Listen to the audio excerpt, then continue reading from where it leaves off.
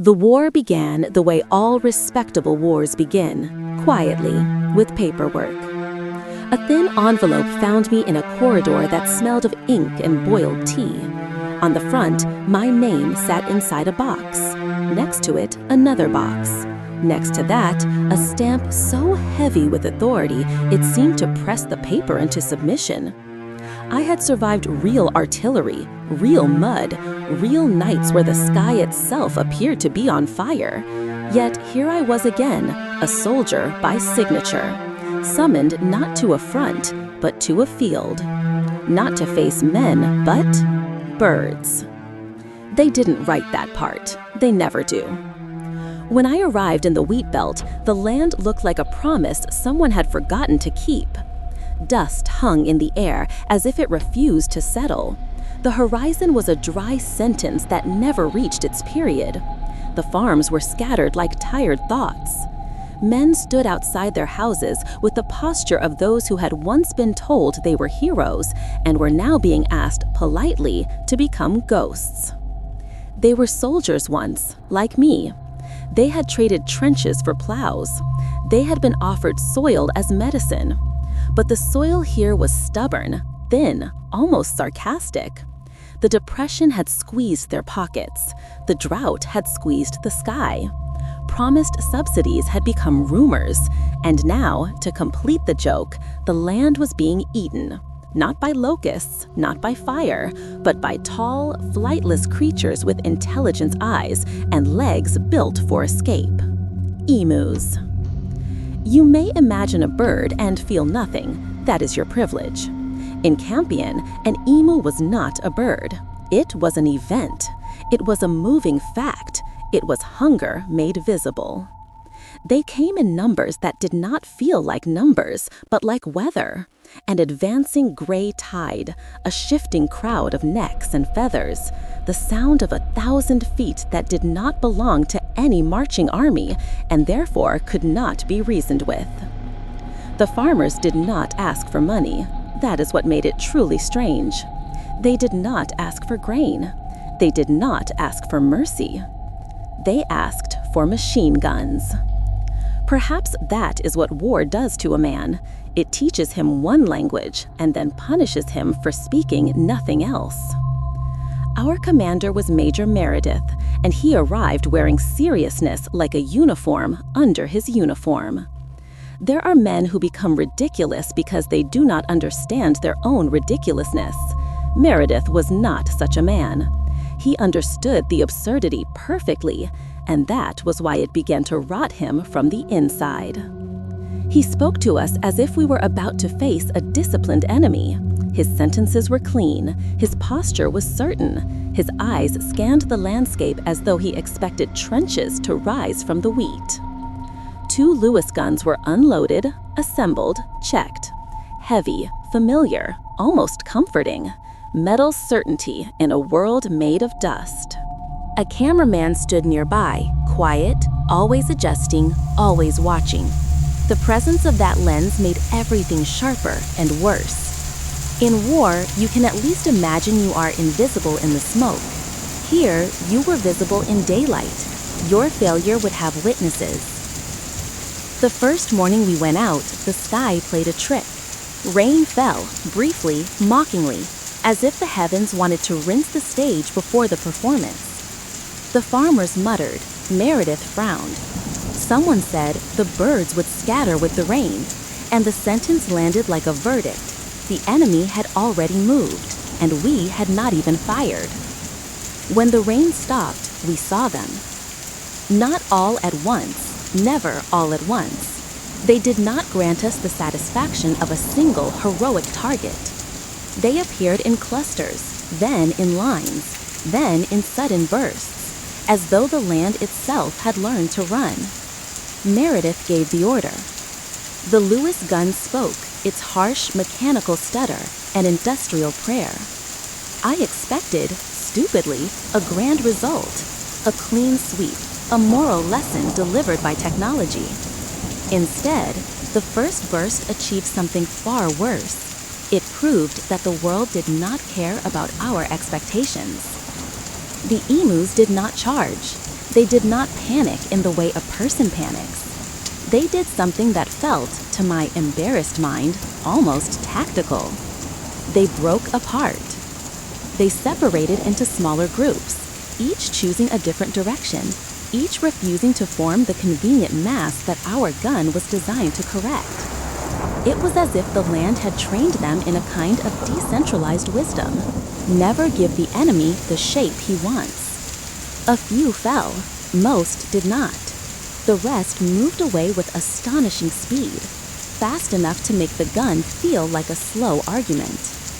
There is a particular humiliation in aiming at something and watching it refuse to acknowledge the aim. Men at least understand what it means to be targeted. These birds seem to treat our bullets the way one treats an unpleasant wind, an inconvenience to step around. We tried again. And then the first true Kafkaesque miracle occurred. The weapon jammed.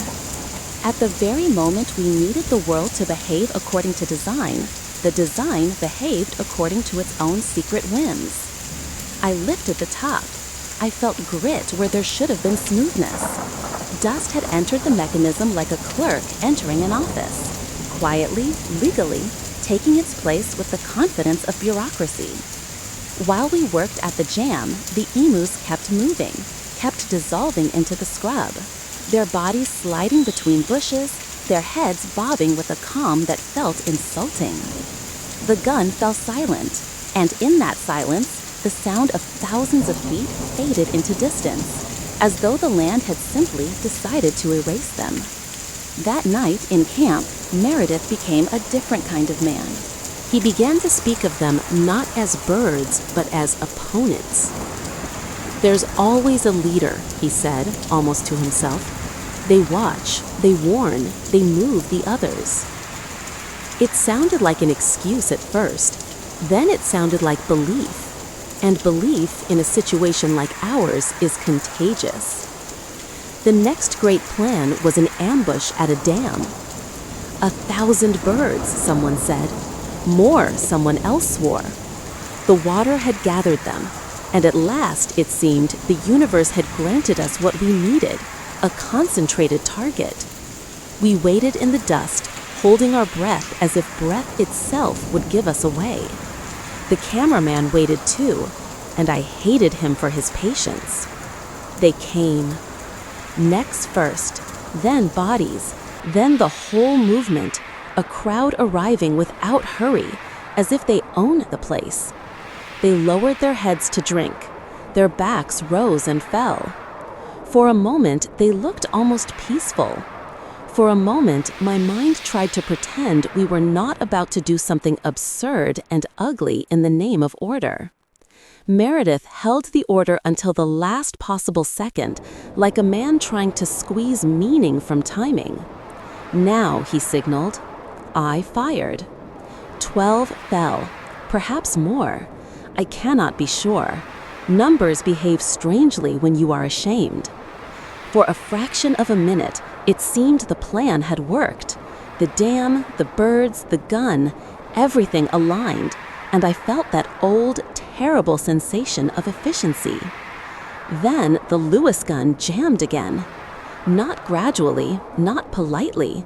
It simply refused, as if it had been asked to participate in a farce and had finally decided it would not lend its voice. I cleared it. I fought it. I spoke to it in the harsh whisper of men who beg machines for cooperation. By the time it obeyed, the dam was empty. Not empty of water, empty of victory. The birds were gone. They had scattered into the scrub with the speed of something that has practiced escape for millennia. The moment had passed. The cameraman had captured everything. Our patience, our burst of hope, our mechanical silence, our defeat. After that, the campaign became a series of desperate improvisations. We mounted the gun on a truck. You must picture it, a machine gun meant for steady placement, now perched on a bouncing vehicle, chasing birds across uneven ground. The truck rattled like a tin coffin. The gun shook. My teeth shook. The horizon rushed toward us and then away again. I tried to aim, but the landscape itself refused to hold still, as though it too had joined the emus in their refusal to cooperate. We chased a group and gained nothing but dust in our mouths. The truck hit ruts. The gunner, me, was thrown against the mount. The Lewis gun, insulted by the motion, stuttered and jammed as if from spite. I cleared it. I fought it. I spoke to it in the harsh whisper of men who beg machines for cooperation. By the time it obeyed, the dam was empty. Not empty of water, empty of victory. The birds were gone. They had scattered into the scrub with the speed of something that has practiced escape for millennia. The moment had passed. The cameraman had captured everything. Our patience, our burst of hope, our mechanical silence, our defeat. After that, the campaign became a series of desperate improvisations. We mounted the gun on a truck. You must picture it. A machine gun meant for steady placement, now perched on a bouncing vehicle, chasing birds across uneven ground. The truck rattled like a tin coffin. The gun shook. My teeth shook. The horizon rushed toward us and then away again. I tried to aim, but the landscape itself refused to hold still, as though it too had joined the emus in their refusal to cooperate. We chased a group and gained nothing but dust in our mouths. The truck hit ruts. The gunner, me, was thrown against the mount. The Lewis gun, insulted by the motion, stuttered and jammed as if from spite. Somewhere ahead, emus ran with their calm, long-legged certainty, neither heroic nor afraid, just determined to keep being alive. And then the absurdity reached its purest form. The truck, our great symbol of modern pursuit, struck a fence and stopped. A fence. Not an enemy unit, not an explosion, a fence. One of those rigid, hopeful lines men build to convince themselves they have drawn a boundary around chaos. We sat there, half lodged, half tilted, while the emus vanished into the scrub, leaving us with the wreckage of our own plan. I began to feel that we were not hunting them. They were educating us. Days passed like a poorly edited film. The cameraman filmed. The farmers watched. Meredith gave orders with increasing rigidity, as if firmness alone could restore the world to logic. We fired, we jammed, we fired again. The birds never offered us the kind of confrontation that we allow a man to feel noble. They did not even grant us hatred. They granted us indifference. And indifference is the one opponent a soldier cannot defeat, because it cannot be threatened. We were pulled back. The newspapers, I heard, had discovered the comedy in our mission. Parliament, far away, joked about medals. Some said the medal should be awarded to the emus, who seemed to win every round without even understanding the game. Meredith wrote reports, precise in the way shame becomes precise, counting ammunition, counting claims, crafting a narrative where the numbers could stand in for dignity. I watched him write and felt that I was witnessing the true battle, not between men and birds, but between a man and the humiliation of his own seriousness. We were sent back again because the farmers were still desperate and the birds were still eating. When you are hungry, even an absurd solution looks like hope. So we returned to the dust and the heat. We returned to the same stubborn land, the same fences, the same moving tide. By then, I had changed. The first time, I had arrived with curiosity. The second time, I arrived with a kind of quiet fear. Not fear of being killed, but fear of being made ridiculous in a way that could never be repaired. There are wounds you can bandage. There are losses you can grieve. But ridicule lives on the tongue of strangers forever. The emu seemed larger now, though I knew they were the same. Their necks rose above the wheat like periscopes. Their bodies moved with the confidence of creatures that belonged here more than we did. I began to see what Meredith meant about leaders. Sometimes a single emu would stand apart, watching, head tilted, as if it were not looking at us, but through us. measuring the uselessness of our authority. We tried smaller engagements. We tried patience. We tried speed. We tried to outthink an animal that was not thinking in our terms. Each attempt ended the same way. The bird scattered, the gun protested, the dust swallowed the evidence. And in my private mind, where no one could accuse me of madness, I started to suspect something unbearable. That the war itself had been misfiled. That somewhere in a great invisible office, a clerk had taken our request, help the farmers, and placed it under the wrong category, alongside military campaigns and enemies. And now the system was continuing, not because it made sense, but because it had begun. How do you stop a thing once it has become procedure? Eventually, without any decisive moment, the campaign ended the way it began, with paperwork. Orders arrived. Orders were stamped. Equipment was listed. Names were checked off. The cameraman left with his reels. The farmers returned to their fences, which the birds would break again. Meredith left with his reports, which would sit in cabinets and become, in time, a strange footnote that men would laugh at because laughter is easier than understanding. On my final evening, as the heat softened and the sky turned the color of old brass, I walked beyond the camp alone. The land was quiet in that heavy way it becomes quiet before night. I stood by a broken stretch of fence and listened. Then I saw one emu. Just one.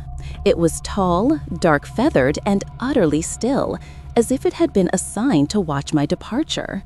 It did not run. It did not threaten. It did not offer drama. It simply existed, with that ancient, indifferent dignity that no uniform can imitate. For a moment, I had the absurd desire to salute it. Not as an enemy, not as a victor, but as a reminder. A reminder that the world is not a courtroom built for our arguments. The world does not obey because we have forms and titles and weapons.